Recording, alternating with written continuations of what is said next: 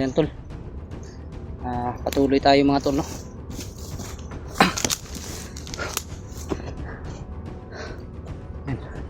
Iba yung dinaanan natin mga tol. Paakyat na naman tayo, pero dito na sa ibang daan dahil nakatagpo tayo kanina mga tol ng grupo ng mga bandido mga tol, at sa tingin ko ay hindi natin kakayanin kung lalabanan natin, no? Kaya umiwas tayo.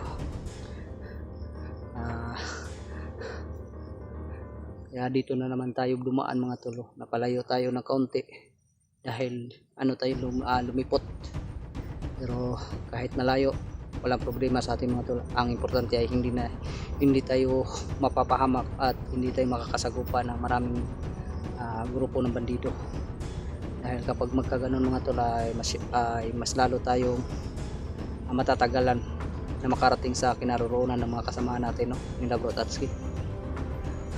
Kaya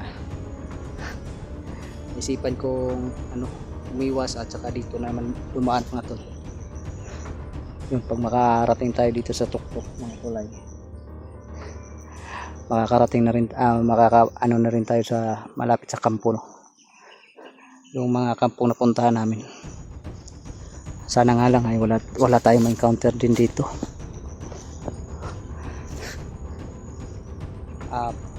Pag hindi mo na yun mga tol, hindi yung nakita yung mga nadali natin kanina, ay hindi sila maalos to. So malaya tayo makakapasok sa kaloob-looban ng Mambitay mga tol, no? Sana nga lang ay hindi nila mahalata kaagad, no? Hindi nila makita yung mga bangkay na dinali natin.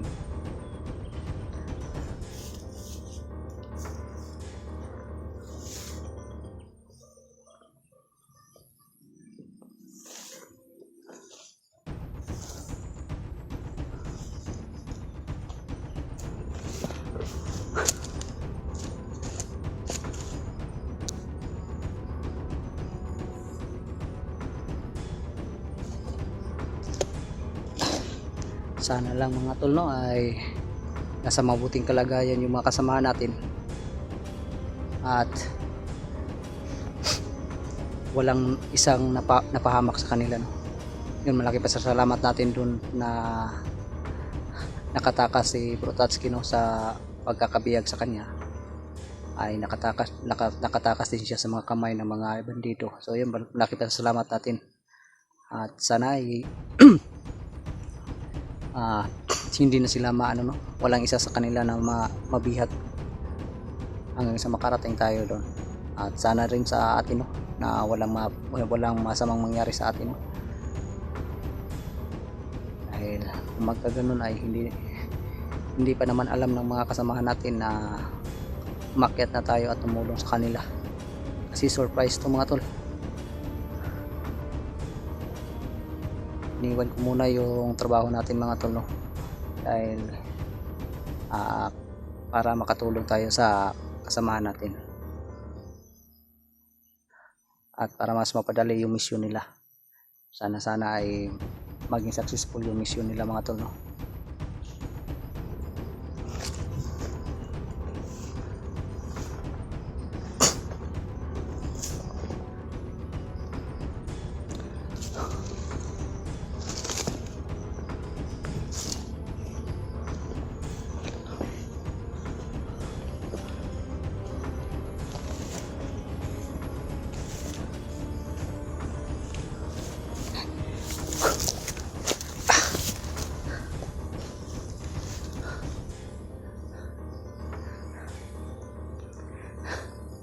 Pag makarating tayo doon sa itaas mga tol ay maghanap tayo ng signal para ma-upload natin yung video natin, no?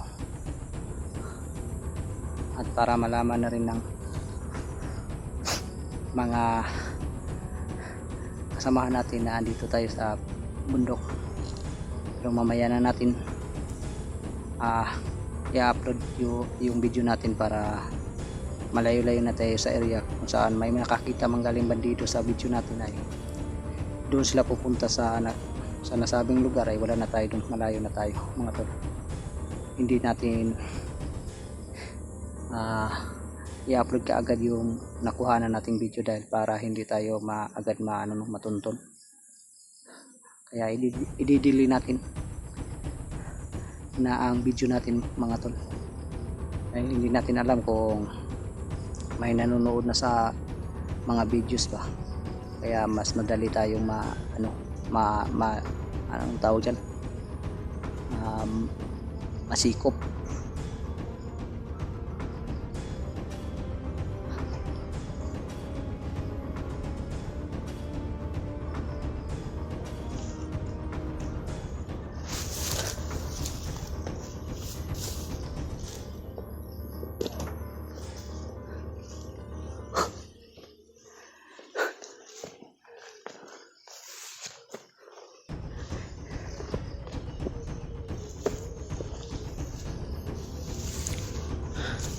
Yun mga tolo, may gumagawa ng hagdanan sa dinaanan nila, no? So ang ibig sabihin nito mga tol ay madaming dumadaan din dito, dahil gumagawa na silang ng komportabling daanan. Yan, mga hagdanan. So ang ibig sabihin nito ay marami na namang bandidos dito sa Mount Bitay siguro mga tol, dahil may mga bagong ginawa nilang ginawang hagdanan yung lupa para lang makaakyat. Kaya kailangan natin mag triple ingatan naman ito, dahil hindi pwede tayong mahuli dahil panigurado walang magliligtas sa atin, dahil hindi alam ng mga kasama natin na nandito na tayo sa Mount Bitay.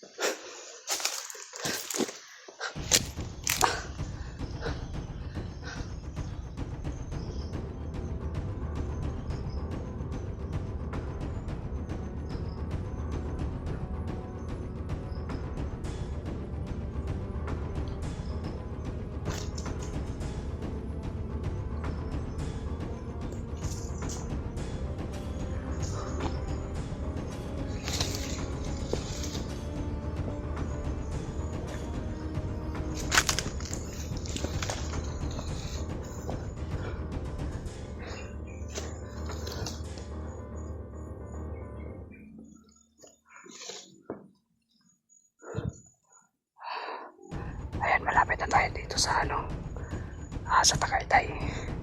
Kaya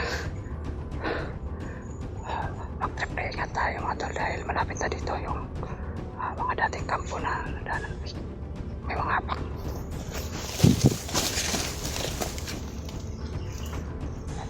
May mga hapak.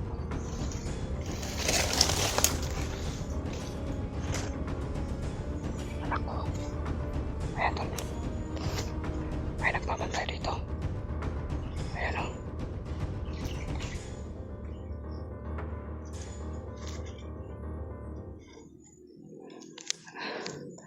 Hindi lang natin alam kung marami pa tong kasama sa dahil hindi pa tayo nakapaka-apak sa Tagaytay. Kaya kailangan natin mag-triple ingat, dahil hindi natin alam ang mga bagong kakayahan ng mga bagong bandido dito sa Mount Bitay.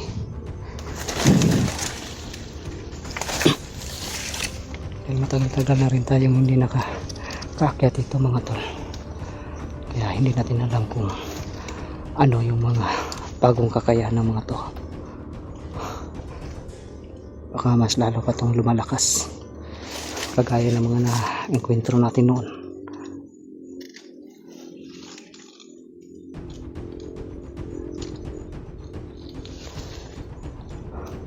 Ayan mga tol, iba yung pakiramdam ko sa isang to, parang may kakayahan to.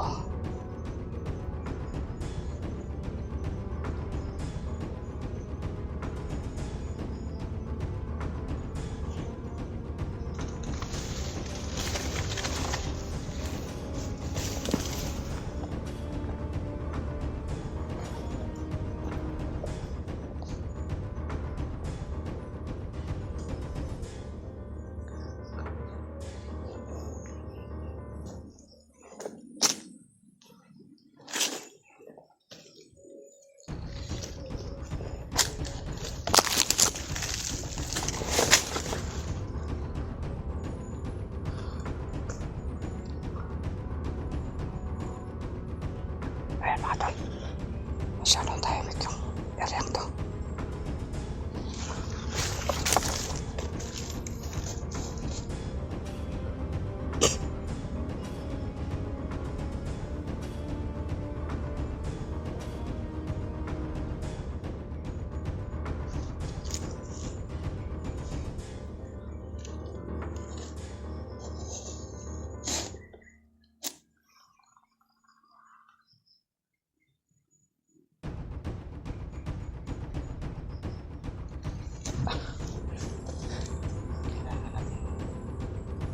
Gapangin to.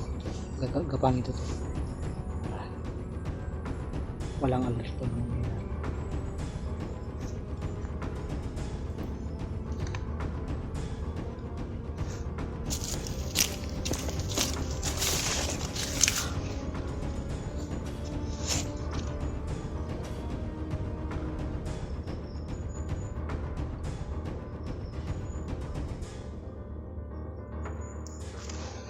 Kakapangin natin to, tol.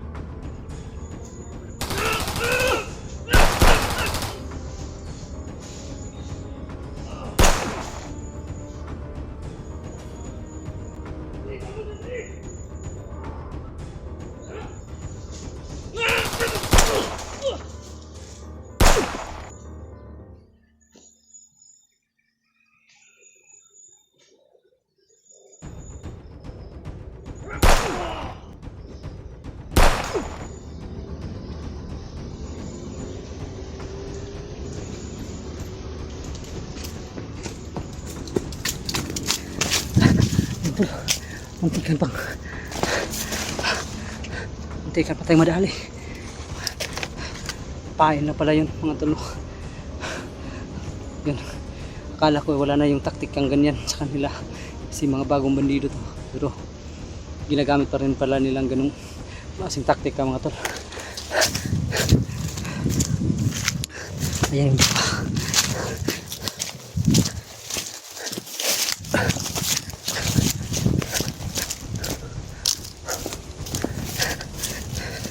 kasama ang palad mga tol ay nakapagpaputok tayo, no?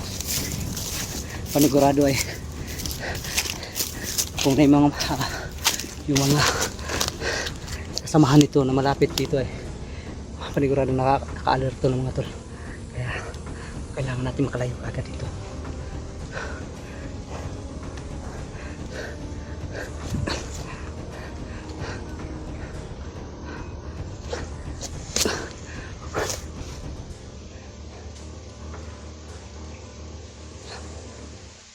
Yun mga tol, parang may mga ingay tayo naririnig mga tol, parang mga sigawan, saka parang marami sila mga tol. Sigurado papunta na yun dito sa pinanggalingan ng mga putok mga tol, kaya kailangan natin bugas. Doon sila ka, doon mga ingay mga tol nang gagaling, kaya kailangan natin ina nga.